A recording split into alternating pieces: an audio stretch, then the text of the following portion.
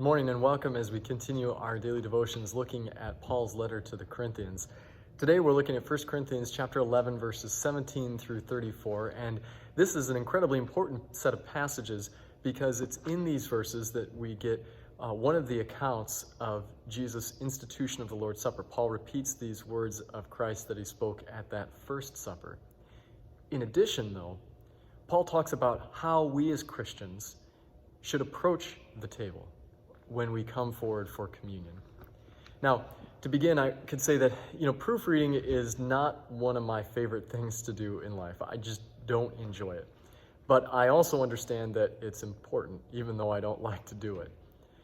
There was a note I saw once about a misprint in a church bulletin that wasn't caught.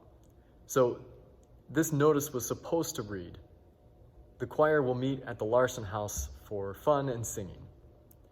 The only problem was there was one little mistake, a G that was left off in the word singing. And so what was actually printed in the bulletin was, "The choir will meet at the Larson House for fun and singing."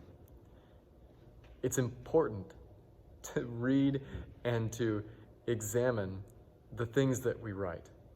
And it's also important for us to examine ourselves. In this passage, Paul is addressing issues surrounding the Lord's Supper, or what we refer to as communion. And he repeats the words that Jesus spoke at the first supper. And then he goes on to talk about the serious consequences that can come when we take that meal lightly. What all of this does is it really sets up this precedent that the Lord's Supper is not merely a symbolic reenactment of something that was done long ago. It's not just something that we do to remember something that happened long ago. This isn't like a Thanksgiving meal. Instead, it's a meal where Jesus himself is present in his body and blood, in the bread and wine.